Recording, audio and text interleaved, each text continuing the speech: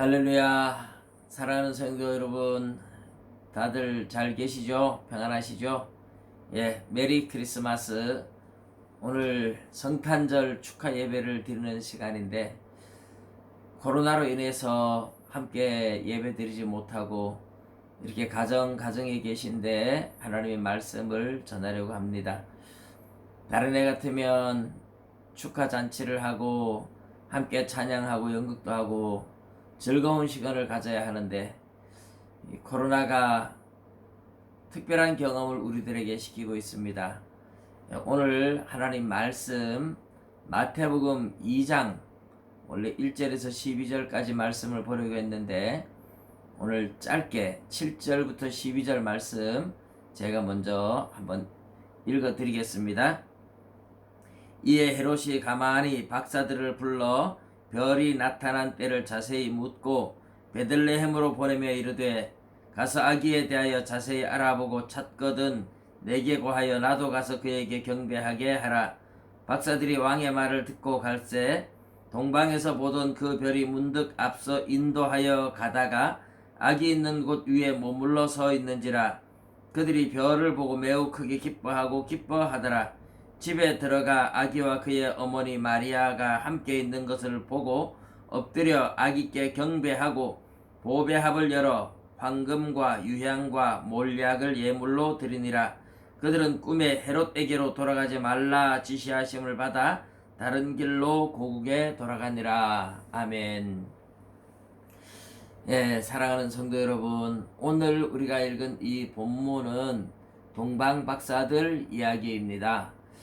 해마다 우리가 성탄절이 되면 가장 많이 이제 읽고 또 연극도 하고 나누는 본문이 누가복음에 나오는 이제 예수님 탄생하여 말구유에 누워 계시고 천사들이 목자들한테 그 소식을 알려주어서 목자들이 아기와 이제 모친 마리아, 그 마구간에 구유에 누워있는 아기 예수님을 찾아보고 천사들이 전해준 소식을 사람들한테 이야기했다 하는, 그렇게 하면서 하나님을 찬양했다 하는 이야기, 그 말구유에 누워 계신 예수님 이야기가 가장 많이 등장하고, 또 하나는 바로 이 동방박사들 이야기이죠.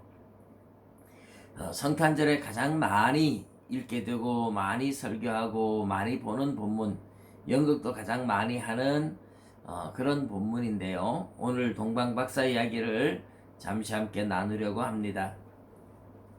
동방에서 박사들이 별을 보고 유대인의 왕이 태어났다 하는 것을 이제 알게 되고, 그래서 이 박사들이 먼 길을 옵니다. 아마 적어도 한 달 이상 걸렸을 것이라 이렇게 보는데, 이 동방 박사들은 유대인의 왕이니까 당연히 예루살렘 왕궁에 태어났을 것이다 하고 예루살렘 왕궁으로 갔죠. 그런데 왕궁에 왕자가 태어나질 않았어요. 헤롯 왕은 동방 박사들의 방문을 받고 메시아, 유대인들이 그렇게 오래 기다리는 메시아가 태어났겠구나 하고 추측을 하고 유대인의 서기관들한테 물어봅니다. 메시아가 어디서 태어나느냐. 그때 서기관들이 베들레헴에서 태어난다고 예언되어 있다고 가르쳐 주죠. 그래서 헤롯 왕이 박사들에게 베들레헴에 가서 아기를 찾아보고 찾거든 나도 가서 그에게 경배하게 하라, 그렇게 말을 합니다. 실제로는 자기의 왕위가 메시아한테 빼앗길까봐 메시아를 죽이려고 속으로 음모를 꾸미고 있는 것이죠. 동방박사들은 그래서 베들레헴으로 가다가 다시 별을 만나게 됩니다. 별이 앞서서 인도하여 가다가 아기가 있는 집 위에 머물러 선 것을 보고 박사들이 들어가서 아기와 모친 마리아를 함께 있는 것을 봅니다. 그래서 아기께 경배하고 이제 보배합을 열어서 황금과 유향과 몰약을 예물로 드렸다 하는 말씀이죠. 헤롯이 죽이려고 하는 것을 하나님이 꿈에 가르쳐 주어서 박사들 다른 길로 이제 가고, 예수님도 요셉과 마리아가 애굽으로 피난 가는 그 밤에 사건이 일어나게 됩니다. 오늘은 우리가 동방박사들의 예물에 대해서 살펴보려고 합니다. 흔히들 이제 동방박사들이 드린 예물, 황금은 왕을 상징하는 것이고, 유향은 제사장에 대한 상징, 몰약은 선지자에 대한 상징이다. 그렇게 이야기들을 합니다. 예수 그리스도가 메시아로 이 땅에 와서 왕, 선지자, 제사장 이 삼중직을 가진 메시아가 될 것을 상징하는 예물을 드렸다 하는 것입니다. 물론 동방박사들은 예수님의 그런 메시아 되심에 대해서 알지도 못했을 뿐만 아니라 그런 의도로 예물을 준비하고 드린 것은 물론 아닙니다. 동방박사들이 예물을 드린 것은 자기들이 가장 아끼는 가장 귀한 보물을 드렸다. 그렇게 이제 볼 수 있죠.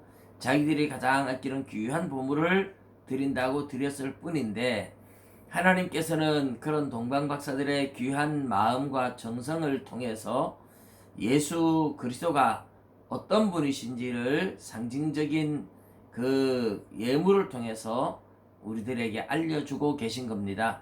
예수님은 선지자, 제사장, 왕직을 가진 메시아다, 그리스도다 하는 것을 알려주고 있는 것이죠. 오늘 우리는 이 예물 하나하나, 선지자직이 어떤 것인지, 제사장직이 어떤 것인지, 왕이 어떤 것인지 그런 것을 이제 공부하려고 하는 건 아닙니다. 중요한 것은 하나님께서 동방박사들의 그 정성의 예물, 그들의 마음과 정성을 받으셔서 그 예물을 통해서 하나님의 섭리를 이루시고 하나님께서 일하고자 하시는 그 일의 내용의 한 부분을 동방박사들이 감당하게 하신 것이죠. 말하자면 동방박사들은 그냥 정성을 다해서 주님 앞에 예물을 드리고 헌신했을 뿐인데, 하나님이 그것을 기쁘게 받으시고 그것을 통해서 하나님의 일을 하신다, 하나님의 역사를 이루시고 하나님의 계획을 드러내신다 하는 것이 중요한 겁니다.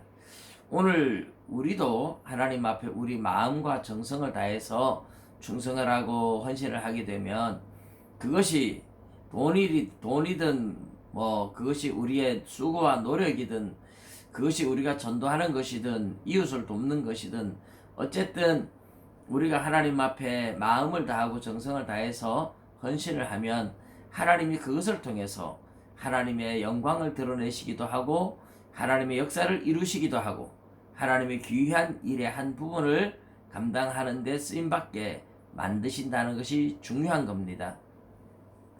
아마 여러분들도 다 한 번씩 읽어보신 책이 아닌가 생각하는데, 오 헨리라는 유명한 작가가 있었습니다. 오 헨리의 제일 대표적인 작품이 마지막 입새가 아닌가 그렇게 생각을 해요. 그런데 오 헨리의 또 크리스마스 선물이라는 단편도 있습니다. 이 크리스마스 선물이라는 단편 소설의 내용은 이제 정말 가난한 젊은 부부의 이야기입니다. 이 젊은 부부가 크리스마스가 다가오는데 남편은 아내에게 무엇을 선물해 줄까 보니까 아내가 참 머리카락이 길고 너무너무 아름다운데 돈이 없어서 머리핀을 하나, 예쁜 머리핀을 하나 사주고 싶은데 그걸 사줄 돈이 없었어요. 또 아내는 남편을 위해서 뭘 해줄까 생각하다 보니까 남편이 시계는 있는데 시계 줄이 없어서 시계를 차고 다니지를 못해요. 그래서 서로 계획하기를, 이번 크리스마스 선물에 아내에게 머리핀을 사줘야지, 남편에게 시계줄을 사주어야지. 그런데 돈이 없어요. 그래서 남편은 아내 몰래 시계를 팔아서 예쁜 머리핀을 샀습니다. 아내는 돈이 없으니까 고민하다가 자기 머리카락을 잘라서 남편의 시계줄을 샀어요. 크리스마스 날이 되어서 선물 주려고 딱 서로 보는 순간에 깜짝 놀랍니다. 아내의 긴 머리카락이 없어졌어요. 당신 머리카락이 어떻게 되었어? 근데 이제 아내가 당신 시계 줄을 살려고 내가 머리카락을 잘라서 팔았다. 그 남편이 깜짝 놀래죠. 나는 당신 머리핀 사주려고 시계를 팔았는데, 예, 시계 줄이 더 이상 필요가 없고 머리핀이 더 이상 필요가 없도록 되어버린 겁니다. 그렇지만 이 두 사람은 서로의 마음을 확인을 했어요.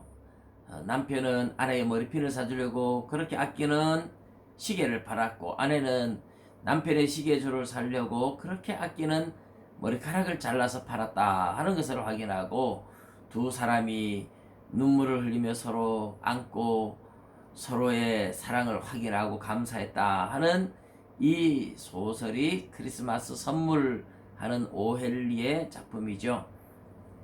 우리가 이 짧은 소설 속에서도 중요한 것이 시계가 중요한 것이 아니고 머리핀이 중요한 것이 아니고 서로에게 사랑을 확인할 수 있었다는 것, 서로의 마음을 확인할 수 있었다는 것이 중요한 거죠.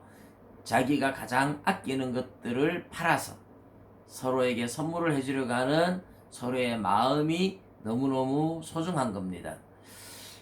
여러분들 혹시 이제 부부간에도 마음을 다해서 이렇게 선물을 해주려고 하는데, 그 귀한 시계를 왜 팔았어? 그 귀한 머리카락 왜 잘랐어? 하고 서로 질타하시는 마십시오. 서로의 그런 정성과 마음 얼마나 귀합니까? 오늘 이런 마음을 하나님이 받으신다는 겁니다. 이런 마음으로 하나님 앞에 사랑을 드리면 하나님은 그것을 더 귀하게 사용한다는 거예요. 오병이어 기적 사건을 보십시오. 어린아이의 도시락 얼마 안 되지만 주님 앞에 드려지니까 주님이 오병이어 떡 5개 물고기 2마리 가지고 5,000명을 먹이고 배부르게 먹고 12바구니 남게 만들지 않았습니까? 저와 여러분의 정성이 하나님 앞에 드려지면 하나님은 그것을 가지고 기적을 일으키고 하나님의 영광을 드러내게 한다 하는 겁니다. 여러분, 이번 성탄절에 이런 마음으로 서로 사랑을 주고받아서 여러분의 가정마다 주님이 함께하는 행복한 가정 이루시기를 주님의 이름으로 축복합니다.